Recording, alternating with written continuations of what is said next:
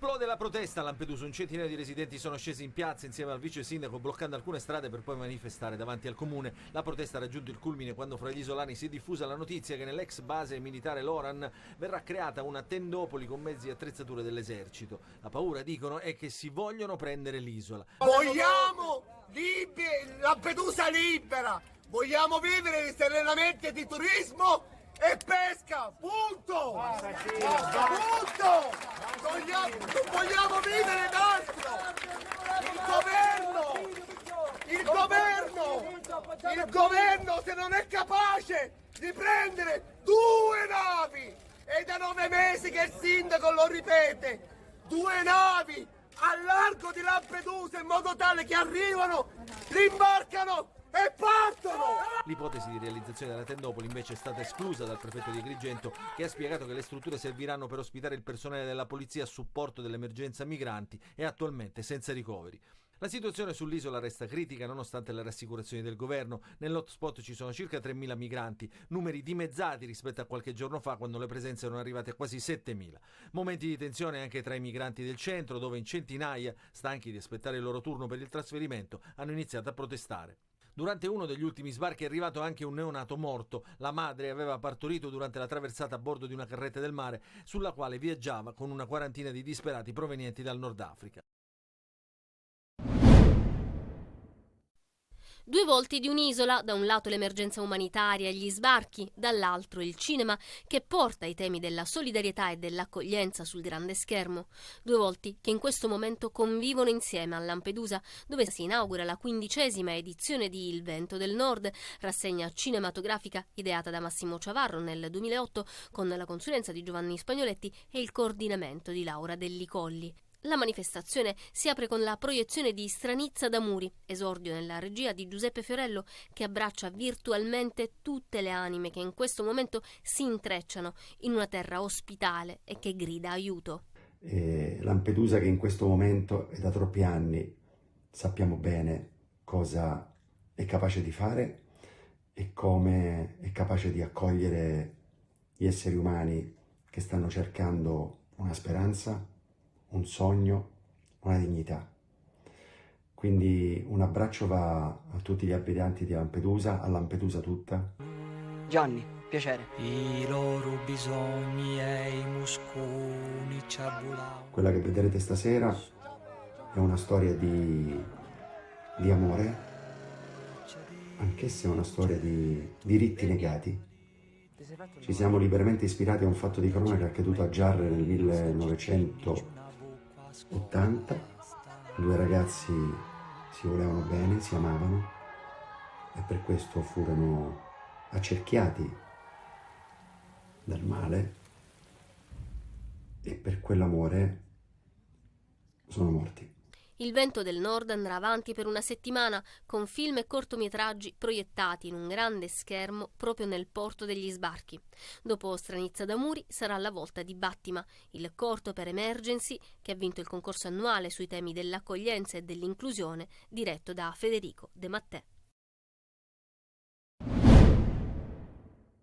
Rifiuti e ancora rifiuti. Tantissime le segnalazioni che arrivano alla nostra linea WhatsApp da ogni angolo della Sicilia. Qui siamo nella strada pedonale che porta alla Tonnara Santa Panagia, Siracusa. Come si vede c'è una discarica abusiva diffusa. Pezzi di mobili, ma anche scarti edili e ce ne sono tantissimi. Purtroppo tante persone non conoscono le regole della buona civiltà. E appunto per questo si vedono questi scenari degradanti della nostra società. Rifiuti di ogni genere, serrande, materassi, mattonelle, tutto vista mare. Scenario simile a quello di Via Algeri, Mazzarona. Questa volta la discarica è alle spalle di una scuola. Così maestre e alunni dalla finestra possono ammirare il mare ma anche i rifiuti. E si potrebbe tenere anche più pulita, perché siamo noi che la teniamo così. C'è chi fa la fila al centro di raccolta di targa e chi invece preferisce lasciare i rifiuti fuori. Gli operatori ecologici ripuliscono, ma dopo un po' arrivano altri incivili a scaricare. I residenti sono stanchi, servono più telecamere, ci dicono. Ci vorrebbero più controlli e più telecamere. Sicuramente le telecamere già è un valore aggiunto. e anche più controlli. Tante telecamere, così almeno vedrebbero chi è che le butta. Segnate in rubrica il 342 745 5005. Quello che non funziona, ditelo al vostro TG.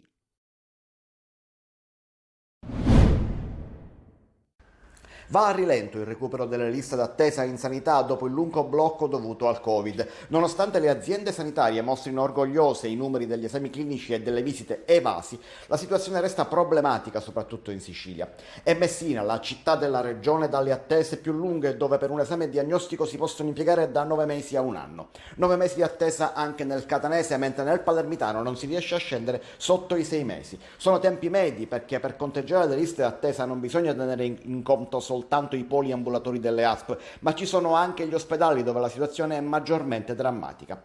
Quella peggiore è in pediatria. Ci sono bambini che attendono da più di 2 anni la chiamata dell'ospedale di Cristina di Palermo per un semplice intervento di ernia. Adulti in attesa al civico dal 2020 per l'asportazione di un tumore benigno alla prostata. Pazienti che da 3 anni devono eseguire un'operazione alle tonsille a Villa Sofia Cervello o un intervento alla colonna vertebrale, più delicato, al Policlinico Paolo Giaccone. La prossima settimana la Regione metterà in campo il suo piano e darà indicazioni precise alle 27 aziende sanitarie fra provinciali e ospedaliere. Primo tema, lo sblocco della mobilità del personale. Seconda cosa da fare, lo sblocco degli straordinari per consentire l'uso per almeno 12 ore al giorno di sofisticate apparecchiature diagnostiche che attualmente eseguono soltanto 3 o 4 esami al giorno al massimo. Ma il vero tema sono gli interventi programmati per i quali non si vede ancora all'orizzonte lo straccio di un'idea che possa essere risolutiva.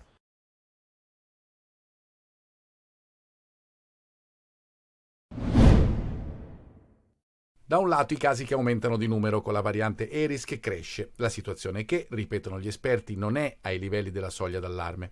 Dall'altro le dichiarazioni di Schillaci, il vaccino anti-Covid aggiornato che verrà offerto gratuitamente a tutti i cittadini che vogliano sottoporsi alla somministrazione e non soltanto alle categorie indicate nell'ultima circolare del Ministero della Salute, ovvero over 60, soggetti fragili, donne incinte ed operatori sanitari. I nuovi vaccini arriveranno entro 2 settimane e la campagna vaccinale anti-Covid e anti-influenzale partirà dagli inizi di ottobre. Il vaccino sarà disponibile gratuitamente per tutti, ma la cosa più importante, direi io, è quella di far vaccinare al più presto possibile le persone più anziane, ovvero quelle che hanno più di 80 anni e quelle che stanno nelle case di riposo. Queste persone devono avere la massima priorità. Nel frattempo però ci sono delle indicazioni e delle precauzioni, soprattutto per le fasce più deboli. Il consiglio che do io è quello di non fare terrorismo, quindi tutte le persone giovani, forti, possono continuare a fare la loro vita tranquillamente. Al contrario, le persone più anziane, più fragili, più avanti con l'età o con altre patologie, con comorbidità, è bene che indossino la mascherina FFP2 quando sono nei mezzi pubblici o sono nei luoghi affollati, soprattutto se sono luoghi angusti.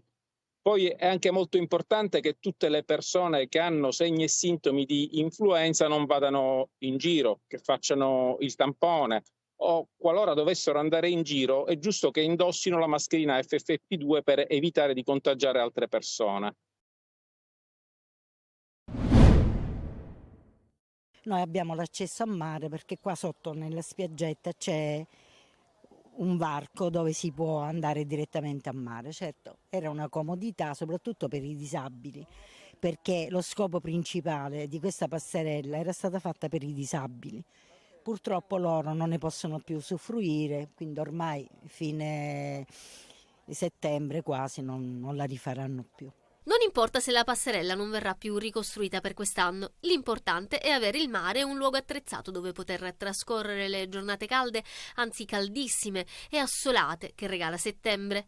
I bagnanti comprendono la scelta dell'amministrazione comunale catanese di non riparare la scaletta che permette l'accesso in acqua qui a San Giovanni Licuti e che è stata distrutta da una recente mareggiata. Vabbè, giustamente, poi siamo a fine stagione, tutti i lidi stanno chiudendo, di conseguenza spendere questi soldi si possono utilizzare in una maniera migliore, anche perché appunto chi ama il mare la possibilità di scendere in acqua la trova. Una spesa troppo elevata, occorrono oltre 20.000 euro per ripristinare una scaletta danneggiata. Il comune non vuole rischiare di impiegare risorse pubbliche per un periodo breve, siamo a fine stagione e con il rischio meteo che incombe. A breve comincerà lo smontaggio della scaletta e poi di entrambe le strutture, quella di San Giovanni Licuti e quella di Piazza Sciascia, già chiusa. Intanto la spiaggetta nera più amata dai catanesi non soffre di solitudine, complice il gran caldo di questi giorni, e se non c'è la discesa a mare ci si accontenta di questo varco tra le rocce. A Catania capita che un dentista si ritrovi proprietario di una fuoriserie a sua insaputa e che lo scopra solo quando le forze dell'ordine gli recapitano a casa una multa per infrazione stradale. Già, perché la nuova frontiera dei truffatori, per evitare la ghigliottina dei controlli incrociati tra agenzie delle entrate e redditi effettivi di nullatenenti o prestanome, adesso passa per il benestante intestatario inconsapevole. Il gioco è semplice, si cerca un soggetto che per professione risulti già con un reddito alto e dichiarato al fisco, ovvero un cittadino che non dia nell'occhio a un eventuale controllo incrociato da parte dell'Agenzia delle Entrate. A quel punto, con un concessionario o qualche funzionario compiacente del pubblico registro automobilistico, gli si intesta l'auto e la truffa è servita. La variabile che ha scoperchiato il vaso è stata, in questo caso, la curiosità dell'ignaro truffato di volerci capire qualcosa. E così il dentista multato, facendo una visura, ha scoperto di possedere solo, virtualmente, una sgargiante Maserati che lui non ha mai acquistato. L'uomo ha denunciato tutto e adesso la magistratura è al lavoro per individuare i responsabili della truffa, visto che per l'immatricolazione di un'auto è necessaria la sottoscrizione, oltre che la volontà del soggetto interessato. La vittoria arriva al 92esimo, quando il pareggio sembrava ormai scritto, e invece il Palermo continua a vincere, sbanca Ascoli con il risultato di 1-0 e colleziona il terzo successo consecutivo. Di Mancuso, la rete della vittoria sui bianconeri, in mischia arriva la zampata dell'attaccante rosanero, entrato in campo al 66esimo e al suo primo gol con la maglia dei siciliani. Per i rosa è stata una vittoria molto complicata e sofferta, dietro non ci sono stati tanti rischi, ma in attacco sono mancate delle manovre offensive pulite. L'occasione c'è stata nel primo tempo con un colpo di testa di Aurelio che è stato parato da Viviano. Nell'Ascoli ci ha invece provato Rodriguez, sempre di testa, ma non ha trovato la porta di poco. Poi l'episodio del rigore tolto dal VAR. Il Palermo ha fraseggiato molto, non trovando però tantissimi spazi. Brunori è servito poco e non riesce a incidere. Poi 3 cambi di Corini hanno dato maggiore frizzantezza alla squadra e Brunori è andato vicinissimo al gol. L'Ascoli si affida all'ex Nestorowski, che però non riesce mai a tirare in porta, e allora, quando sembrava ormai finita, ci ha pensato Leonardo Mancuso a segnare, abile a sfruttare la spizzata di Ceccaroni su corner e con una zampata a battere Viviano. Festeggia il Palermo e gli oltre 500 tifosi rosanero sugli spalti. Una vittoria d'oro che permette al Palermo di arrivare al secondo posto in classifica con una gara in meno. Ancora pienone, ancora effetto Massimino per il match con il Picerno. Catania, che ha una quota abbonamenti da Serie A, vuole spingere i rossazzurri italiani che provano a conquistare la prima vittoria stagionale. Dopo l'esordio non positivo in termini di risultato con il Crotone, gli etnei hanno saltato la gara col Brindisi e tornano in campo a 16 giorni dall'esordio assoluto. Assenti Lorenzini per squalifica, Rapisarda, Popovic infortunati, insieme a Dubickas che rientrerà con il Monopoli. In rampa di lancio Silvestri in difesa e sono pronti a dare il loro contributo anche gli altri 2 nuovi acquisti, Buà e Deli. Intanto è scoppiata la grana Marco Palermo. È venuto e ha chiesto di andare in un'altra parte a giocare, e quindi stiamo parlando per la sua risoluzione del contratto. La Neri ha anche evidenziato quelle che saranno le prossime mosse. Come sapete, noi vogliamo sempre 2 giocatori per ruolo. Per cui dovreste prendere un altro centrocampista in caso. Sì. Intanto, alla vigilia del match, ha parlato Tabiani, voglioso, come tutta la squadra, di conquistare i 3 punti.